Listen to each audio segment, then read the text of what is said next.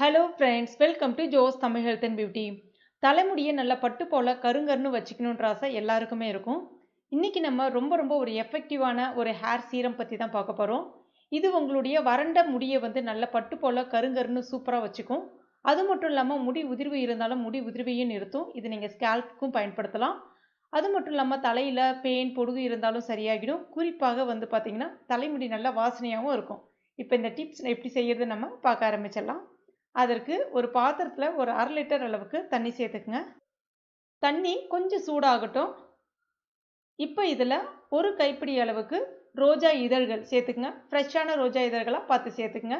இப்போ இதை ஒரு 5 நிமிஷத்துக்கு நல்லா கொதிக்க வச்சுக்கோங்க. ஸ்டவ் மீடியம் ஃப்ளேமில் வச்சுக்கோங்க.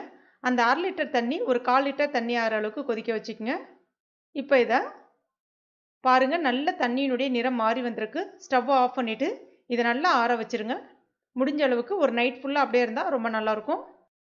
இப்போ ஆறுனதை வடிகட்டி எடுத்துக்கங்க. ஒரு அருமையான ரோஸ் வாட்டர் ரெடி ஆகிடுச்சு. இதை நீங்கள் 2 மெத்தடில் பயன்படுத்தலாம். முகத்துக்கு நல்ல ஒரு டோனராகவும் பயன்படுத்தலாம். அதே சமயத்தில் முடி வளர்ச்சியை தூண்டக்கூடிய ஒரு அருமையான ஹேர் சீரத்துக்கும் நீங்கள் பயன்படுத்தலாம். இப்போ இதை ஒரு 50 ml அளவுக்கு ஸ்ப்ரே பாட்டிலில் ஊற்றிக்குங்க. அடுத்ததாக மார்க்கெட்டில் கிடைக்கக்கூடிய கற்றாழை ஜெல் 1 ஸ்பூன் அளவுக்கு சேர்த்துக்கிறேன். உங்களுக்கு மார்க்கெட்டில் கிடைக்கக்கூடிய கற்றாழை ஜெல் பிடிக்கல அப்படின்னா நீங்கள் உங்கள் வீட்டில் இருக்கக்கூடிய ஃப்ரெஷ்ஷான கற்றாழை ஜெல்லை மிக்சியில் நல்லா அடிச்சுட்டு சேர்த்துக்கலாம். கூடவே 1 ஸ்பூன் அளவுக்கு தேங்காய் எண்ணெய் சேர்த்துக்கிறேன். தேங்காய் எண்ணெய்க்கு பதிலாக நீங்கள் ஆலிவ் ஆயில் இல்லைனா பாதாம் ஆயில் எது வேணாலும் பயன்படுத்திக்கலாம். இப்போ இது ஒரு தடவை ஷேக் பண்ணிக்கங்க. இதை நீங்கள் 2 மெத்தடில் பயன்படுத்தலாம். ஒன்று வந்து ஹேர் சீரமாக பயன்படுத்தலாம், இல்லைனா ஒரு ஹேர் பேக் மாதிரி கூட பயன்படுத்தலாம்.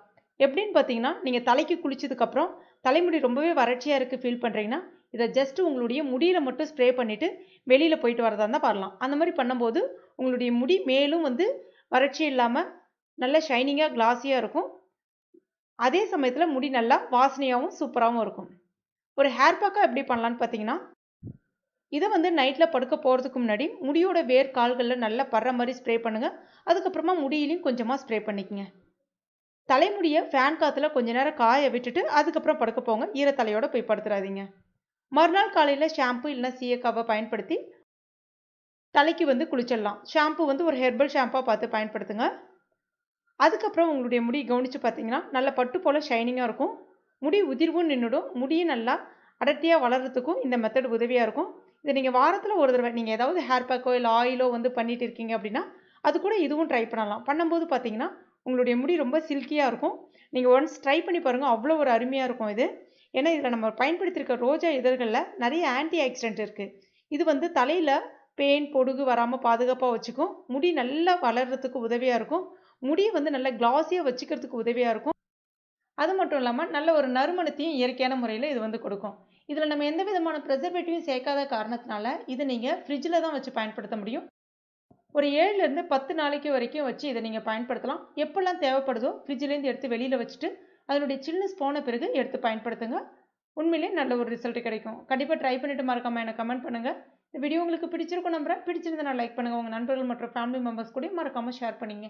மேலும் இது போன்ற பயனுள்ள குறிப்புகளுக்கு நம்ம சேனல் இது வரைக்கும் நீங்கள் சப்ஸ்கிரைப் பண்ணாத நண்பர்களாக இருந்தீங்கன்னா உடனே சப்ஸ்கிரைப் பண்ணிங்க. கூடவே மறக்காமல் அந்த பெல் நோட்டிஃபிகேஷன் சிம்பிளையும் ப்ரெஸ் பண்ணிங்க. தேங்க்யூ.